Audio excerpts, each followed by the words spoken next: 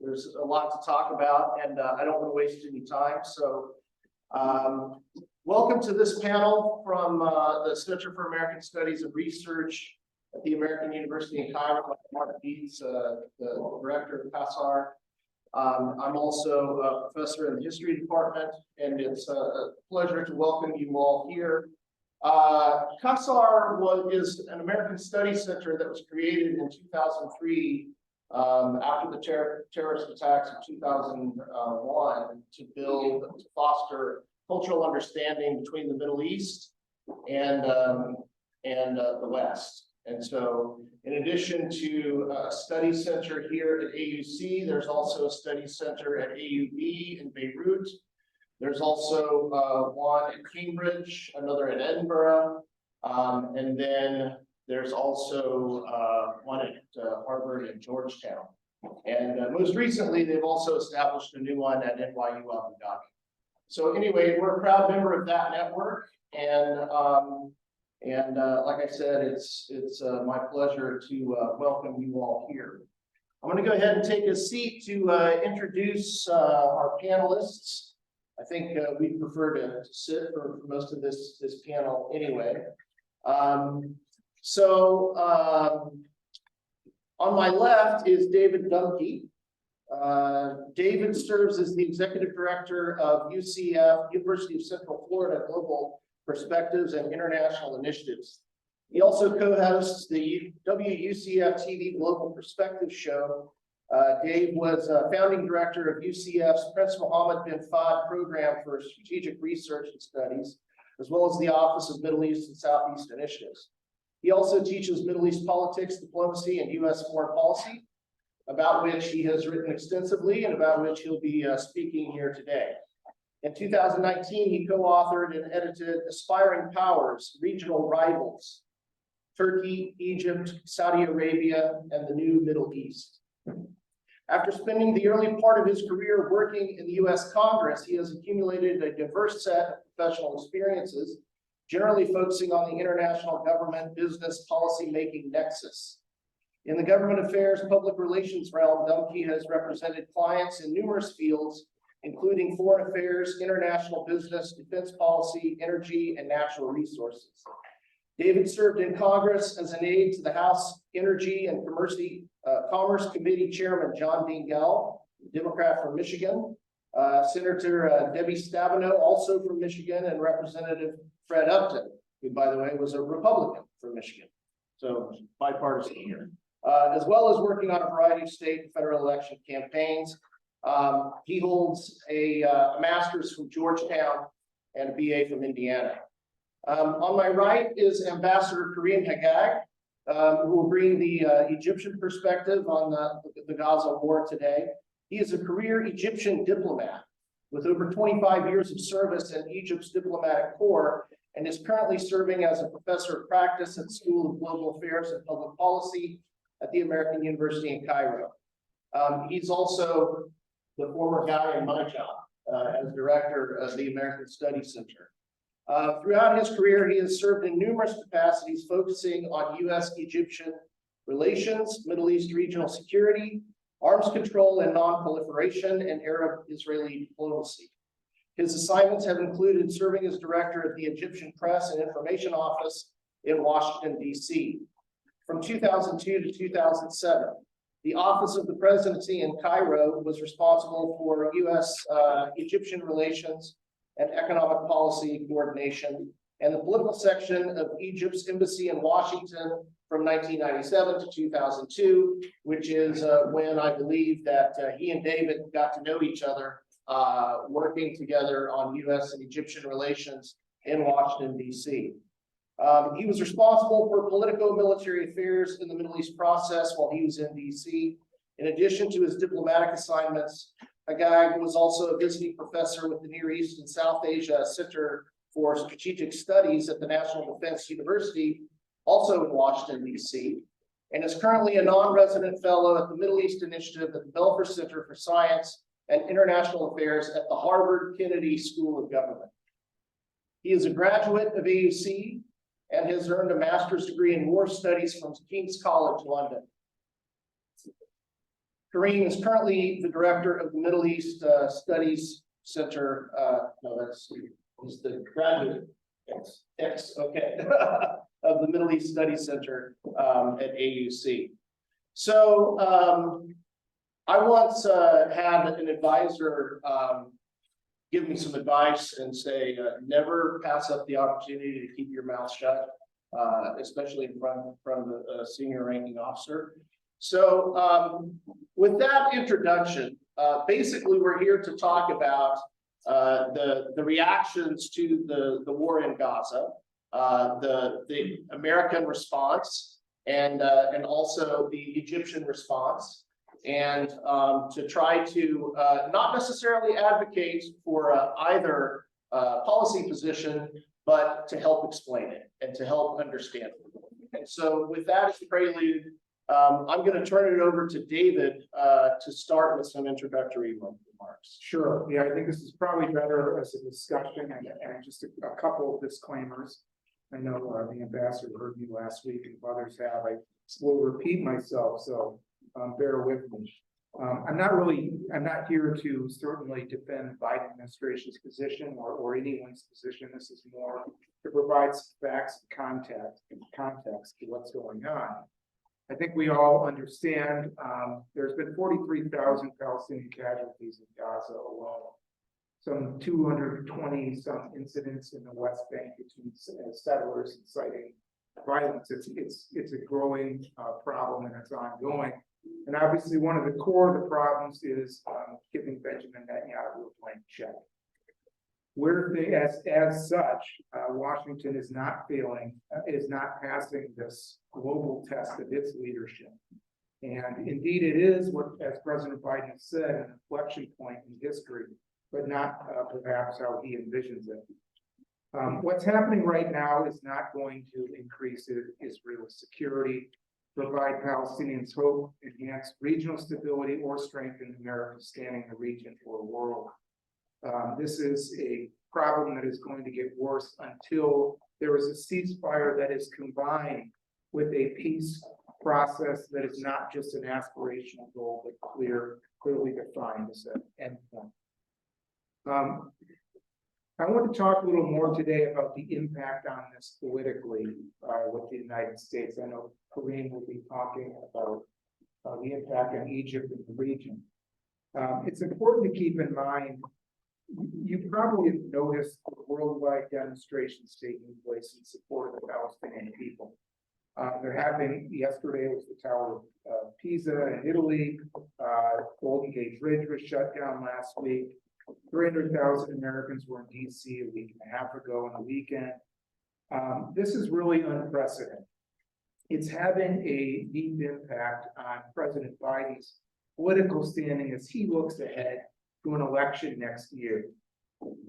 Part of President Biden's Democratic coalition that won very narrowly in 2020 included Arab American and Muslim American support, as well as support from progressives, minorities, and younger voters, all of whom are alienated by what's going on right now, particularly the situation in Gaza. There's been a raft of polls released in the last couple of weeks that illustrate this, but one that came out yesterday was an NBC poll. I just thought I'd share some of the findings for those of you who hadn't seen it. Right now, overall, 40% of registered voters approve of Biden's standing. That's an all-time low. 57% disapprove. He is trailing former President Trump by a margin of 5 points, including in all key battle states. Among voters ages 18 to 34, who heavily favored Biden last election, 70% disapprove of the president's handling of the Gaza situation. A majority of Democrats, 51%, believe Israel has gone too far in its military actions in Gaza, and half oppose providing more military aid to Israel. Just 33% of voters overall approve of Biden's handling of foreign policy.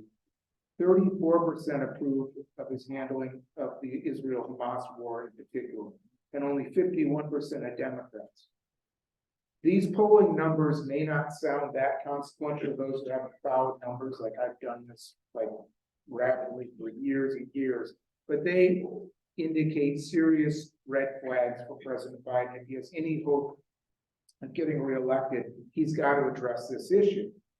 And this goes in stark contrast to kind of a truism that was held in American politics, which was you cannot work on a president running for reelection cannot afford the political price of working on a peace process, because inevitably you will have to pressure Israel, and inevitably you will suffer political consequences of doing so. At this stage in time, the politics in this issue are shifting. Polls indicate that. Voter preferences indicate it. Interviews indicate that. And it's a fact. So Biden can't afford not to work on this issue, for better or worse. I know some people are skeptical of what he'll do, but obviously getting involved is important. Just to kind of dive deeper, Biden has been around for over a half century in elective office. He was first elected to the U.S. Senate in 1972. At the time, the Arab American vote was overlooked or not seen at all, completely invisible. Today, though, this vote is at least 3.5 million voters, and perhaps more, many of them located in key swing states. And overwhelmingly, traditionally, they have favored Democrats, especially when you've had more Islamophobia as part of a Republican message, like Donald Trump actually had a Muslim ban as a central pillar of his 2016 presidential campaign. However, how Gaza is affecting Biden's standing with this key group, an Arab American poll released 2 weeks ago, and I'm sure the numbers have not improved the president, showed only 17% of Arab Americans supported Biden at this point. I want to put that in context. In my home state of Michigan, Biden narrowly won the state by 154,000 votes overall. That was 50.3%. Among Arab Americans, he won 80% of the vote, which was probably a net gain of 300,000 votes. So if he loses that many votes, based on 70%, he loses the state and loses the national election. So politically, he's got to act. The other point I want to make is with Gaza taking up so much bandwidth, the Biden administration is unable to focus on other global problems. And I know I have at least 1 or 2 of my students in here, and they hear me talk about American power all the time.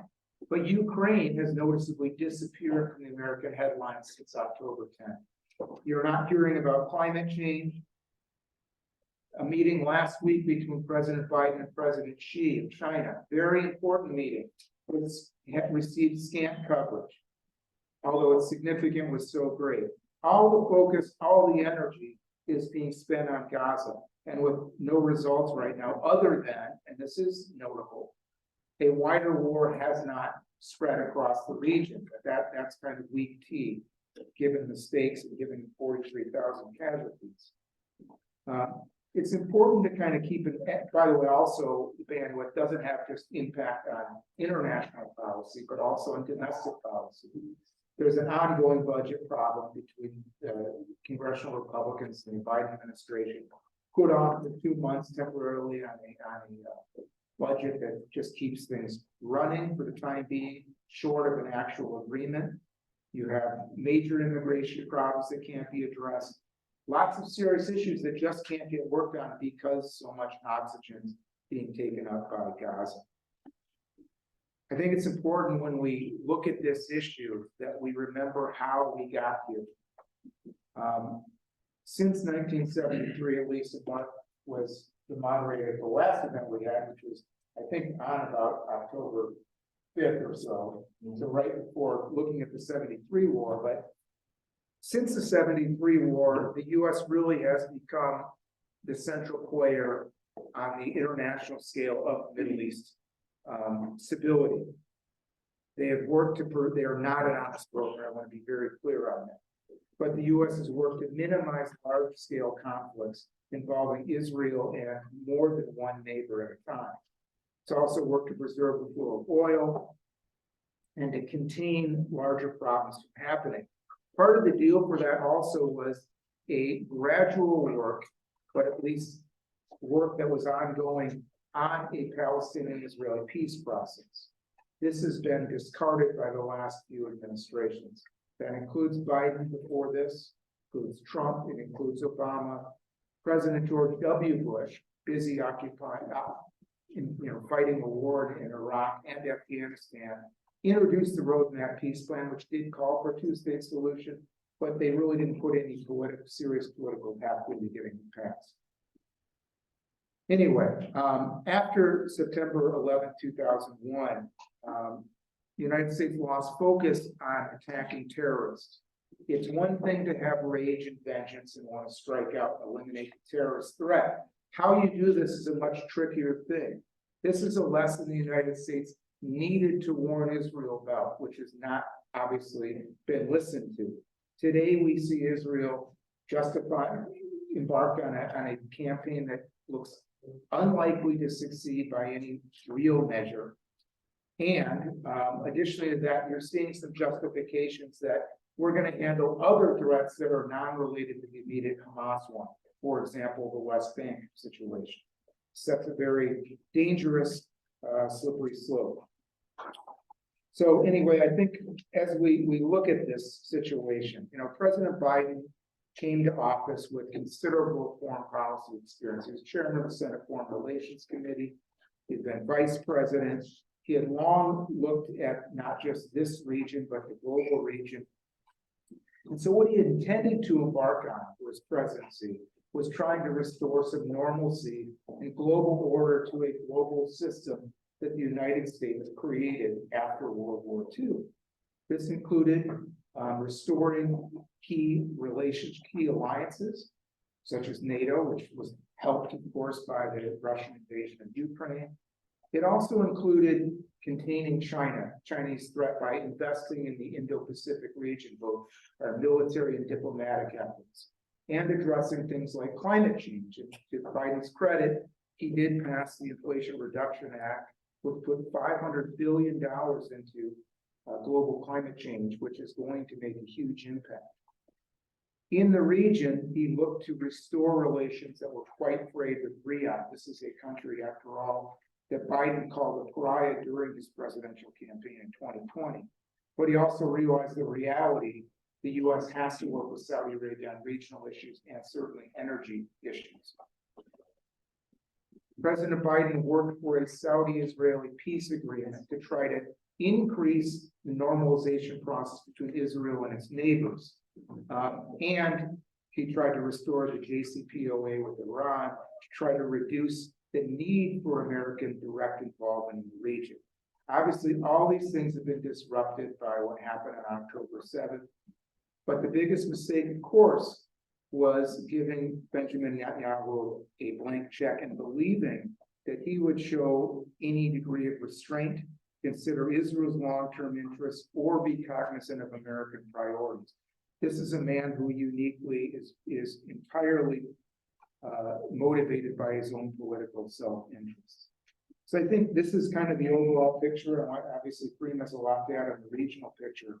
But I think we're going to get to a point very soon, forced by events and political realities and pressures, the United States is going to have to endorse a ceasefire, unfortunately, after so many Palestinian casualties, and work towards a peace agreement that calms the region. Thank you.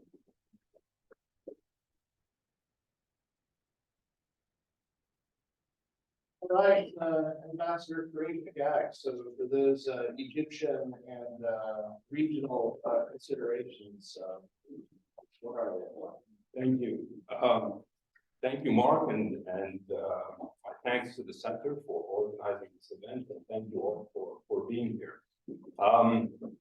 So any war has immediate implications for a country that is bordering the area of conflict. And the war currently unfolding in Gaza is no different with respect to the implications it has for Egypt. And those implications are challenging, they are complex, and they present a set of very immediate challenges that Egypt has had to deal with. So from the beginning, I think there was a recognition on the part of Egyptian policymakers that this round is actually different from previous instances of conflict involving Israel and Hamas in Gaza. Egypt has been involved with this conflict for decades. It has the Israeli-Palestinian conflict. It has been involved with the situation in Gaza, specifically for the better part of the last decade. Those of you who go back and look at the history of this conflict will understand the degree to which Egypt has been involved in negotiating and mediating ceasefires, dealing with the post-war reality after at the end of each round. But there was a recognition that this time is different. This time we have a different situation unfolding in Gaza. We have a conflict that this time is prone to escalation, very rapid escalation, both in the intensity of fighting on the ground, but also with regards to the potential for regional escalation, opening up other fronts related to this conflict, whether in Lebanon, whether in the West Bank, whether in Syria. There was a deep recognition of the very serious humanitarian toll of this conflict in Gaza.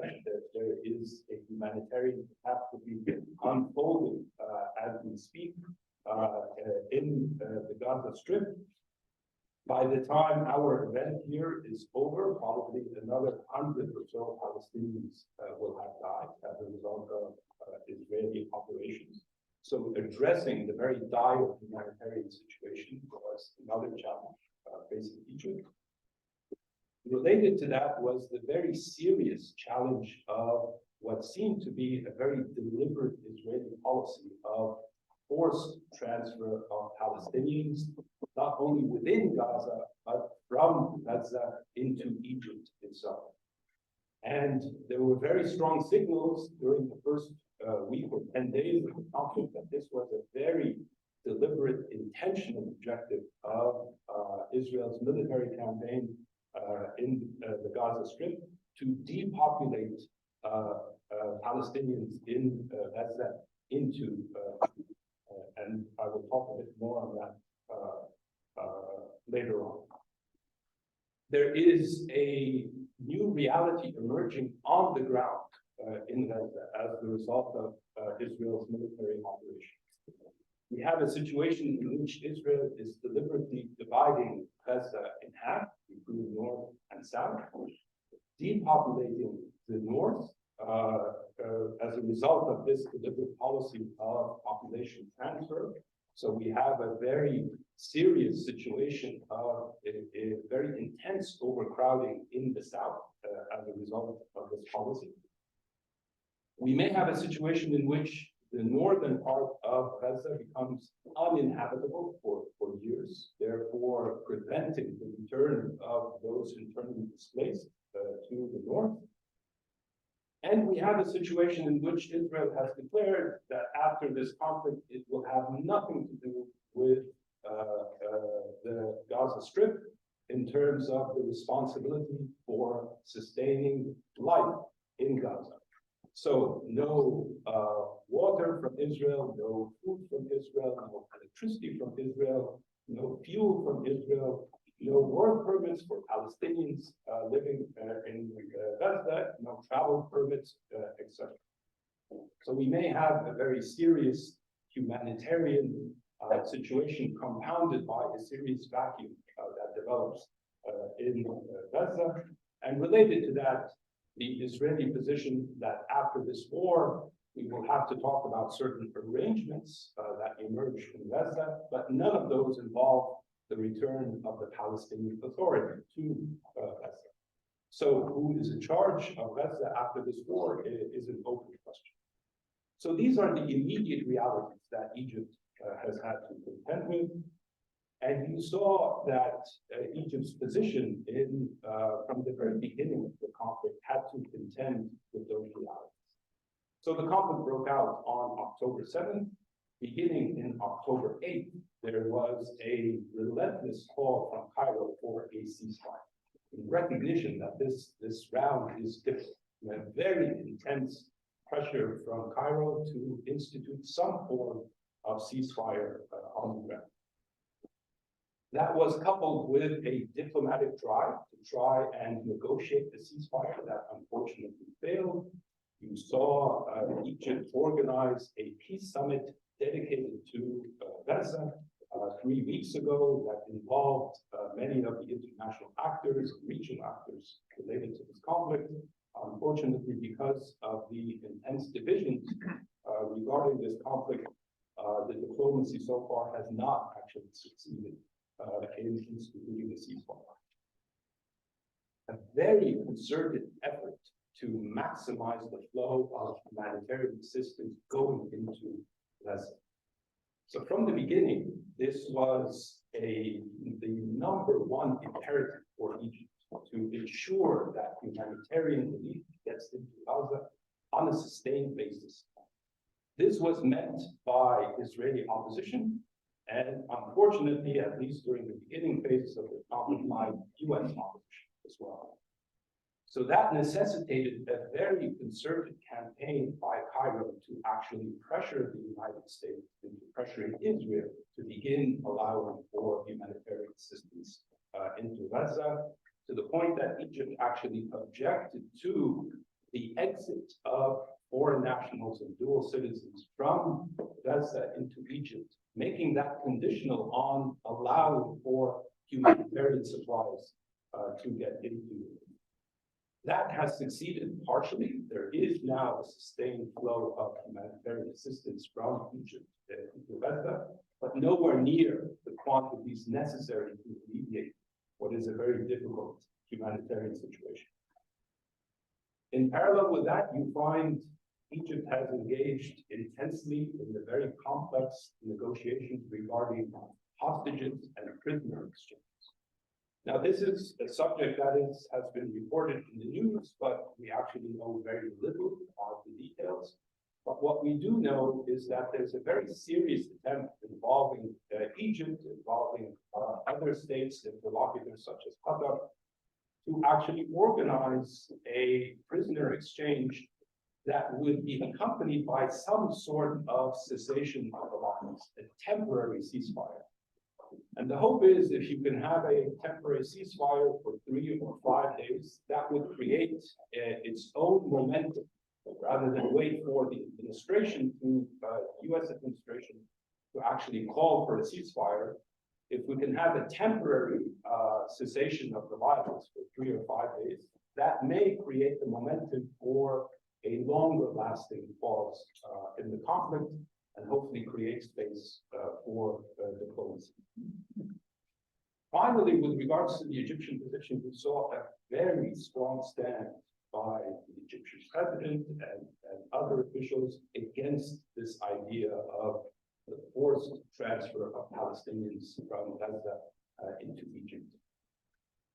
To the extent that Egypt articulated this as a red line and explained the rationale behind this position, that Egypt will not be a party to another instance of forced transfer of Palestinians from their land and from their homes, and that Egypt's position is to sustain Palestinians on their land, because this has broader implications for the Israeli-Palestinian conflict as a whole.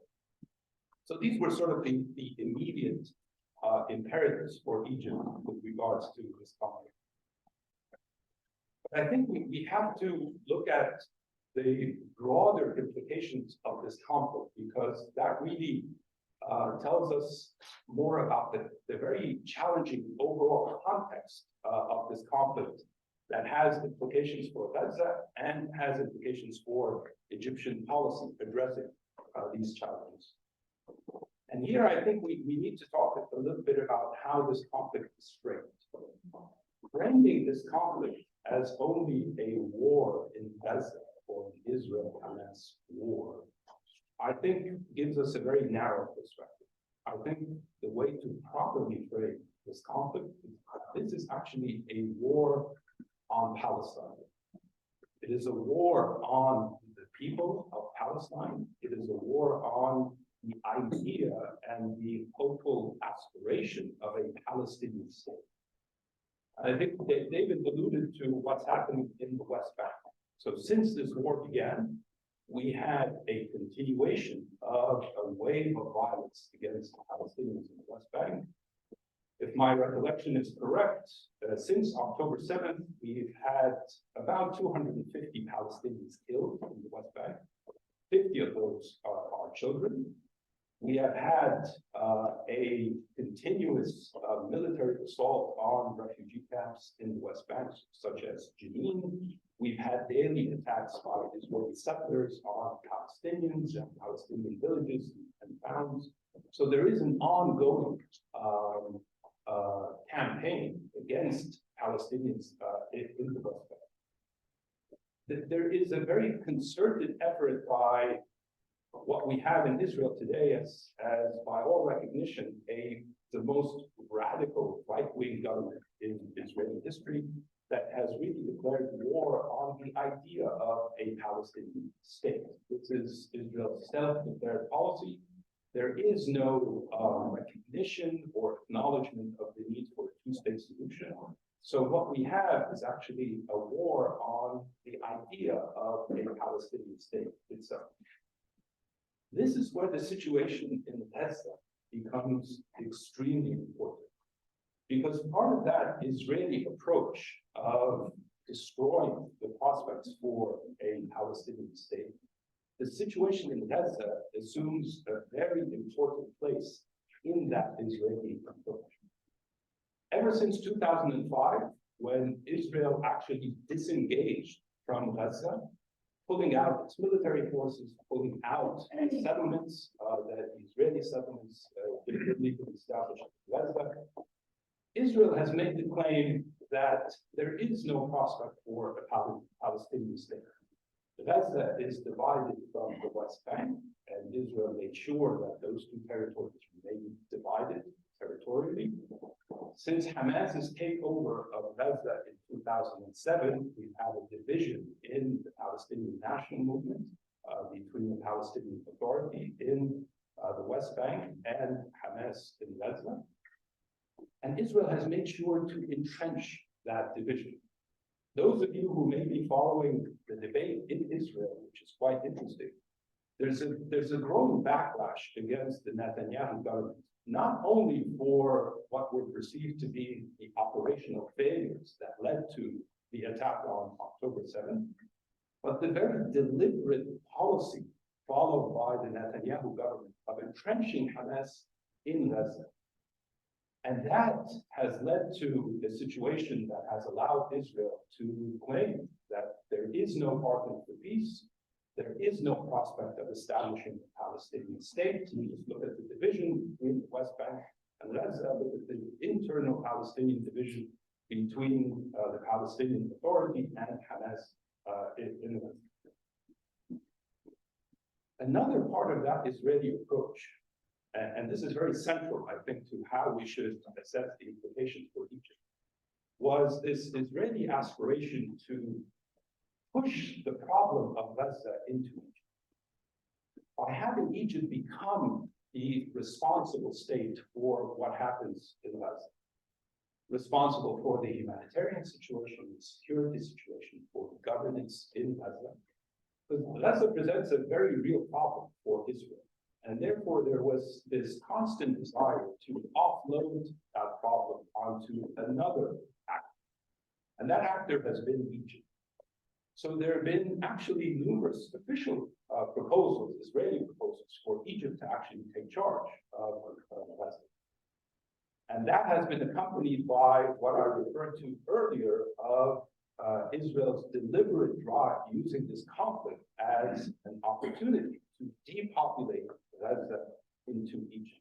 In fact, create another nexus of Palestinians that would basically be settled elsewhere out of Gaza and into Egypt. And that, I think, is the broader context that Egypt has to acknowledge acknowledge and address as it deals with the immediate implications of this new reality in Gaza. Egypt refuses to be implicated with another Israeli attempt to create an economic, the forced displacement of Palestinians from Gaza. Egypt needs to make absolutely sure that whatever arrangements are instituted in Gaza after this war do not entrench the division between the West Bank and Gaza. And that brings up a very important aspect of this conflict, and I'll close at this point, about what happens after the current war in Gaza. So there's a very intense debate now globally and within Israel about what comes next after this war. What reality will prevail in Gaza? Who will govern Gaza? Who will be in charge of the humanitarian situation in Gaza? Who will be responsible for the reconstruction of Gaza? Who will provide security for Gaza?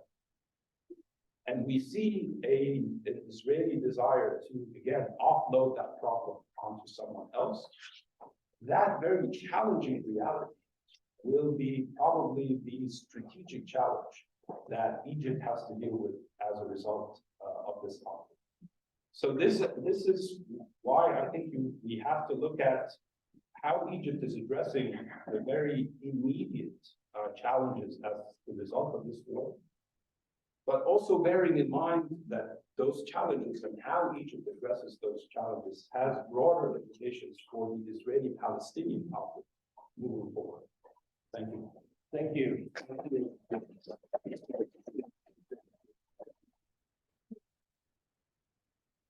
Okay, we have enough time for about a 5-minute response from each panelist. I'd like to try to leave about 10 or 15 minutes for questions from the audience. So back over to you, Dave. One of the things that I found really interesting about what Karim said is this idea that this round is exceptional, that this round is different. Do you think that Washington either agrees or understands? I think there is that growing acknowledgement that this is definitely different. The stakes are higher. The time is different. There's been other, obviously, bouts, Israeli and Palestinian clashes, as well as wars in the region. But this is a different context. This is a different point in world history. This is a time when American power is being questioned globally. So it comes as, like I said, I began my comments with saying this is a real test. And how the United States responds is important. The other thing is that I think one of the reasons that there is such this degree of angst on this isn't just the horrific nature of the number of casualties and the impact here, but the fact is that there has not been really concrete proposals, serious discussions about what does happen the day after. There's always been an assumption that the Americans have strategy, have ideas, have plans, when it's clearly being demonstrated that the Biden administration is reacting to issues, not shaping.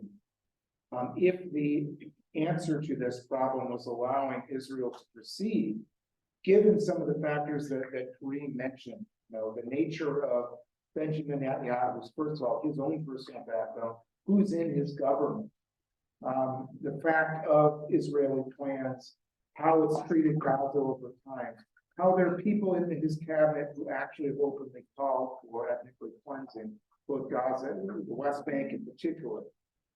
This is very problematic, and the United States, again, hasn't answered. The other thing that kind of gives, that this exposes, after Israel is the largest recipient of U.S. foreign assistance since World War II of any country in the world, $156 billion.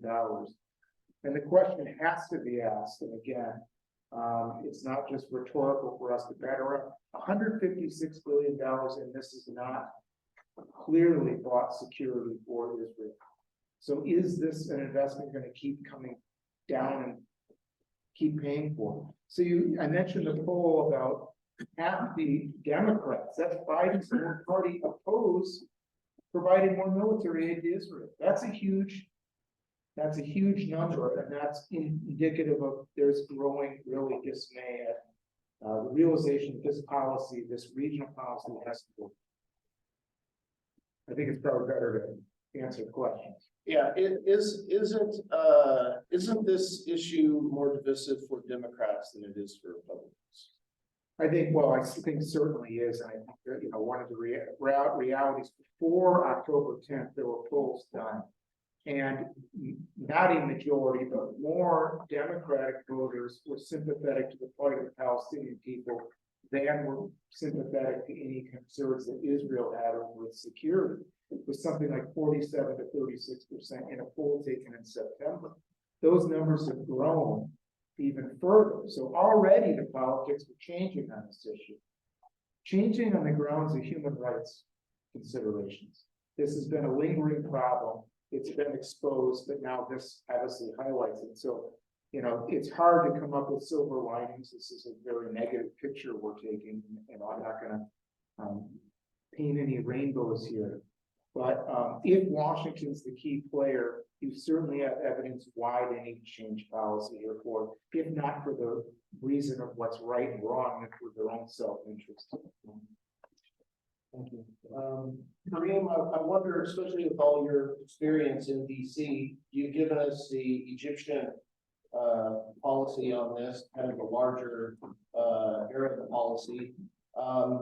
What about the American response so far? Yeah. Thank you. So I think we in the region, I think, have a serious problem to contend with, because on the one hand, David is absolutely right. The United States is a critical player in the region, whether we agree with U.S. policy or disagree with U.S. policy. That is the reality, that we all actors in the region, including Egypt, of course, have to engage with the United States because of the central role it plays in the region. The problem is, I think, as a result of the administration's position on this conflict, we may have a situation in which the damage to U.S. moral authority may undermine the legitimacy of any regional engagement with this administration moving forward. So we have this problem, and we have to deal with the United States. But the United States, the position that the Biden administration has adopted towards this conflict is morally untenable. Because we have a situation in which not only has the United States refrained from pushing for a ceasefire, we have a situation in which this administration has embraced Israel in its relentless military onslaught on Gaza. We have a situation in which the President of the United States has sat in the Israeli war camp, followed by the American Secretary of State, followed by other American officials, actually sitting in on the Israeli war cabinet as they were planning the military campaign in Gaza. Now, I understand that there is a policy logic to this, and that policy logic may be to actually attempt to constrain Israel, to actually salvage what may be a very damaging military campaign for Israel in Gaza. To use the euphemism, doing a very tight bear hunt. Right? There may be a policy logic to that we can discuss. But from a moral point of view, I think that this position is untenable. Today, we have, I think the latest count is 12,000 killed in Gaza. I'm not sure people in Washington understand what type of line the region will have crossed if we reach a situation of 50,000 Palestinians. That is a new reality that we will all face. But I'm not sure people in Washington have internalized that. Okay, thank you. Well, with that, I'd like to open it up to the floor for questions, comments. Yes, sir, please. Oh, yeah. Thanks for your. Do you mind standing up? Of course. Thank you. So thanks for your enlightening speech. So I got a question for Ambassador. So basically, we know that President of Egypt had just held a summit about this issue maybe a month ago. But later on, we just didn't hear anything like following or any output or outlet of this conference. So if you can offer us some light about this summit and this, in light of this, it reminds me of actually what you mentioned just now about like, we need to recognize the question and then think what will happen next. But the point is like, we've been thinking about whether or to what extent should we respect the agreements that we have reached a lot in the framework of UN Netherlands in 1967. And did it means that situation now is different? So there's no need for us to respect that much to that agreement. So because we can see now, like before Egypt and Saudi made this great regional power did play a significant role in this issue. But just as Cairo Summit told us the fact that the solidarity of this region might be diminishing. And I can see like the regional discrepancy might be larger. And can you shed us some light of it about the whole region's attitudes toward this issue? Yes, thanks. Sure, yeah, we can take a couple of questions. Yeah, so you in the back, please. Thank you very much for one of the perspectives. One thing that I'm particularly curious about is the actual logistics of negotiating with mosques right now. My understanding, the political arm in Doha, where the military arm, of course, is on the ground in Gaza. And there are repeated communication cuts by Israel that make any communication hard. So, to what extent can, well, any outside actors, be it United States or Egypt,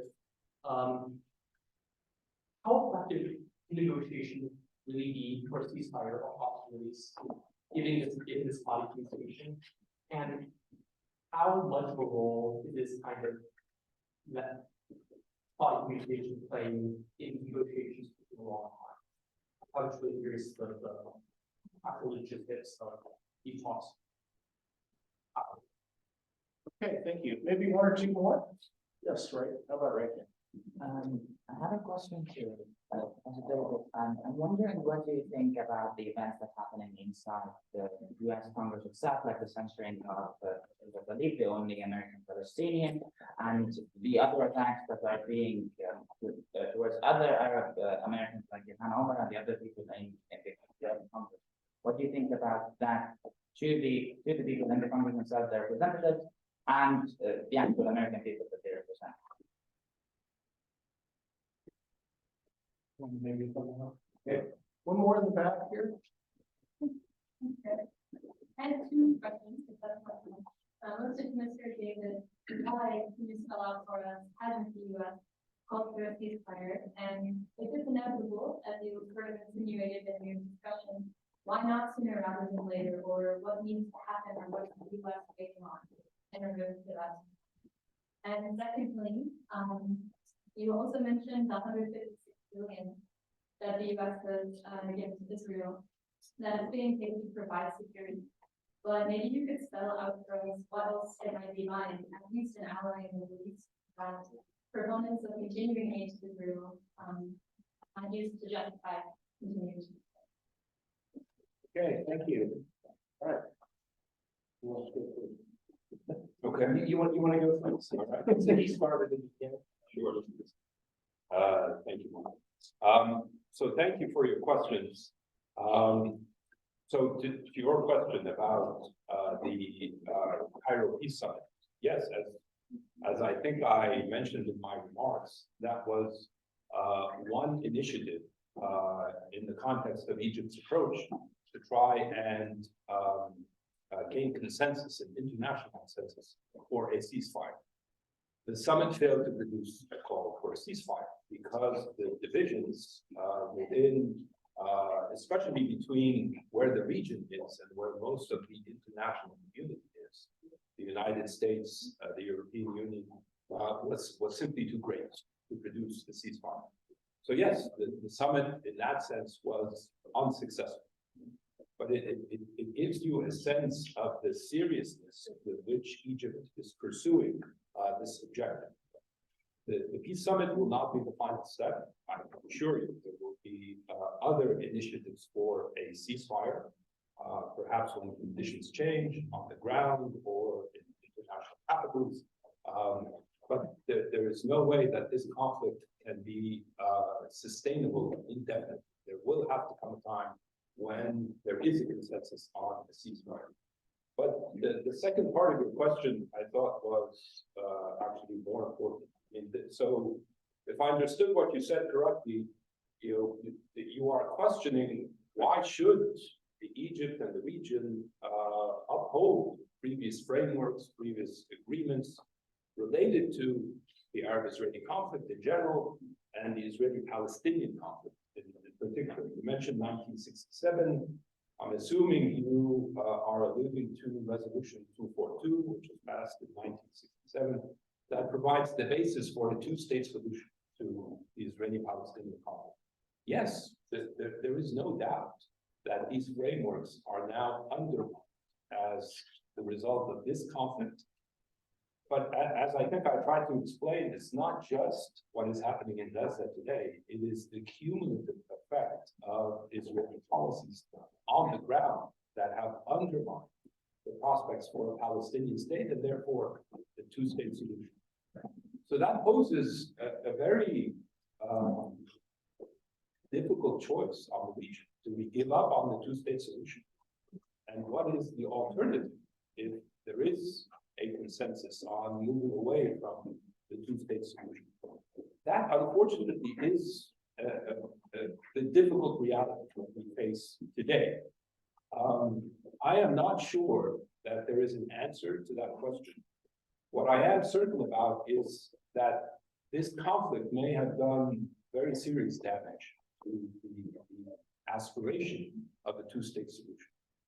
That said, there is no alternative to pursuing the option, the framework of two states as the basis of a resolution for this conflict. So you're right, it is a very difficult question. I'm not sure there's a good answer to that question. On the question of negotiating with Hamas, yeah, it's always logistically difficult. Hamas is a complex movement. It does have a political leadership. It has a military wing. It is divided between several locations inside Gaza and regions outside Gaza. It's always been logistically difficult. But I think the difficulty this time is not necessarily related to logistics, how we talk to Hamas. I think the difficulty is, again, how this conflict has been framed. Again, going back to framing. So the Israeli frame, and to a certain extent, the international frame, paints this in existential terms, meaning that most of the positions adopted by international capitals have agreed with the Israeli objective of destroying Hamas. So, hence, what is the legitimacy of talking to someone who actually wants to destroy? You see no future for them at the negotiating table or in the resolution of this conflict. Now, I think so. That is actually the main obstacle we have currently to a ceasefire. Because if the objective is to destroy Hamas, then why should we stop the fight? Hamas is still there. Hamas exists, and it will probably be very highly unlikely that Israel achieves that objective. Right? You cannot destroy a movement that is anchored in the idea of resistance to occupation. And that is what Hamas represents, the notion of resistance to an unjust occupation. Again, whatever misgivings you or others or myself have with Hamas as a movement, their leadership, their policy, their outlook, that is the reality of what they present. That will be the main challenge with regards to addressing a post-war reality in Gaza, most likely with Hamas still having a presence, but in a situation in which countries do not want to deal with Hamas. That I think is the more important job. Thank you, Karim. Okay, over to you, David, 5 minutes. Yeah, sure. Well, so we got several different questions to answer, kind of a power round. Yeah, it is. Okay, first of all, I'm negotiating with Hamas. The problem has become negotiating with Netanyahu's government right now. There has been deals in place that they thought were going to be executed as recently as Saturday. Then you have Netanyahu saying, well, it hasn't been decided by my cabinet. So that's kind of a cover to not proceed, because there's the idea of wanting to defeat Hamas on the one hand, which is not realistic. We're talking about an idea, supposed to, and he knows once you start negotiating, that is going to lead to some kind of a ceasefire eventually.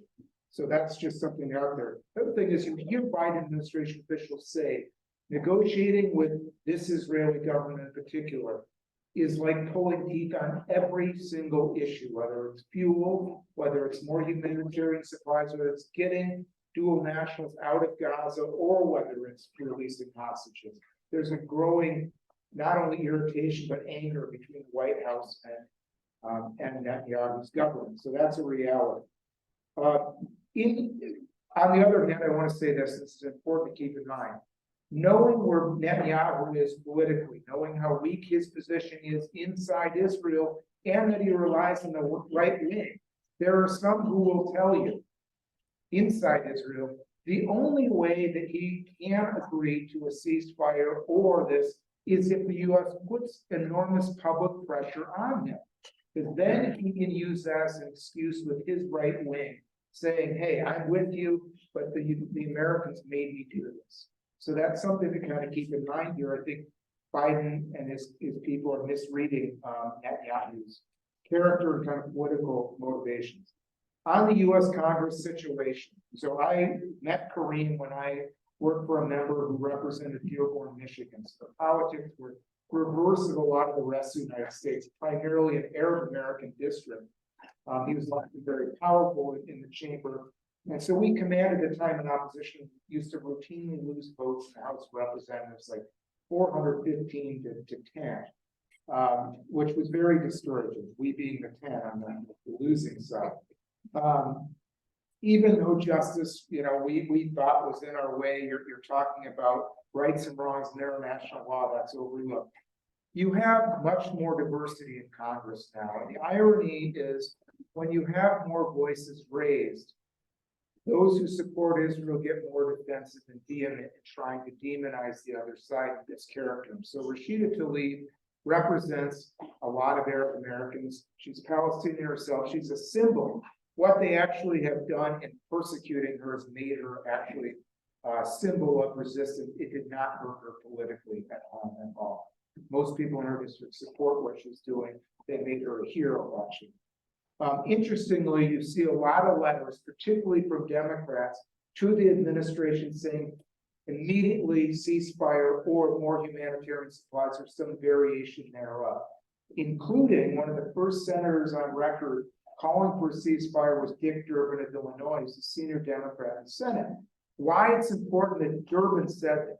For years, Durbin was held as AIPAC's example of punishing someone. They punished his opponent. They supported Durbin over his opponent, who was seen as too pro-Arab, a guy named Paul Finley, who lost to Durbin. So Durbin was an example of AIPAC's power. Well, he is the one calling for the ceasefire now, the first senator on record. That's significant. It kind of shows the shifting politics on this.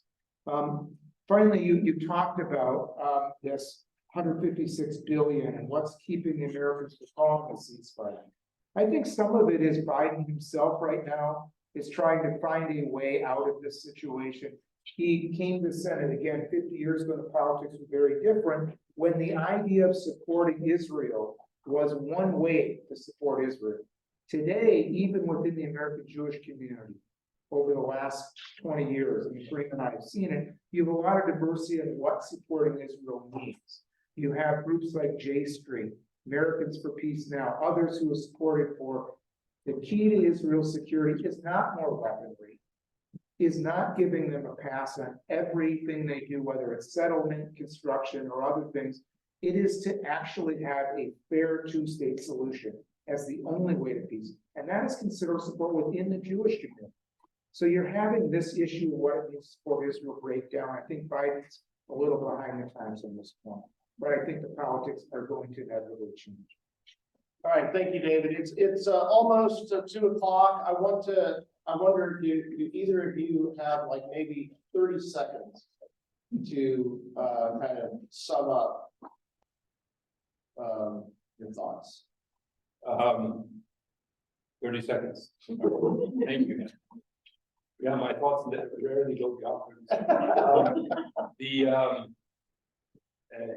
If we look back at previous rounds of conflict between Israel and Hamas, starting from 2008, 2010, 2012, 2014, 2021, and in between smaller rounds of conflict. Each of these rounds have resulted in returning to the status quo ante, meaning the prevailing status quo before the war. So Hamas remains entrenched in Gaza. The standoff between Hamas and Israel is sustained. The division between Gaza and the West Bank is continued. Very little change actually after these wars. This time, the Israelis tell us that this time will be different. Now we will destroy Hamas. I think Israel is partly right. I don't think they will be able to bring about the destruction of Hamas, because you can't destroy an idea. However, this war changes a lot. It changes the reality on the ground. It may change the reality in Israel. I think what's happening in Israel is very consequential as a result of this war. It may change the reality in the region. So we have a conflict that may be a game changer at this time, and how it changes and to what extent it changes, and the new dynamics that result from this conflict, I think, should engage all of us in how this conflict develops.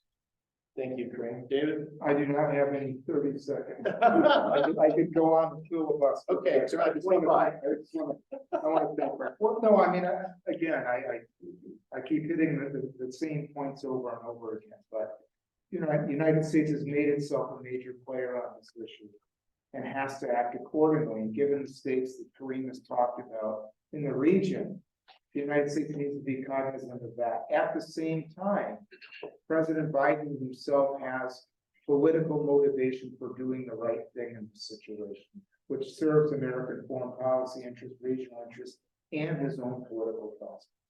Thank you very much. Ladies and gentlemen, thank you so much for coming today.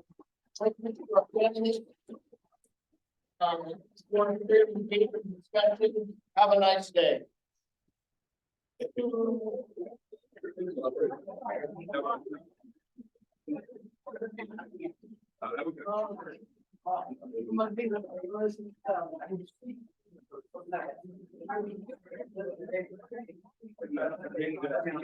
Yes, yes, yeah.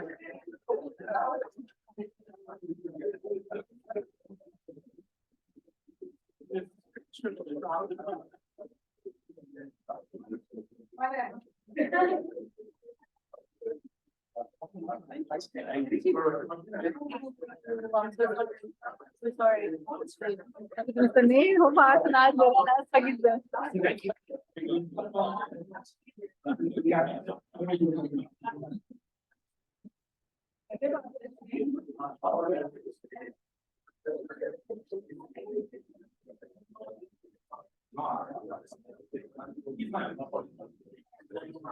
Thank you so much for doing Yeah.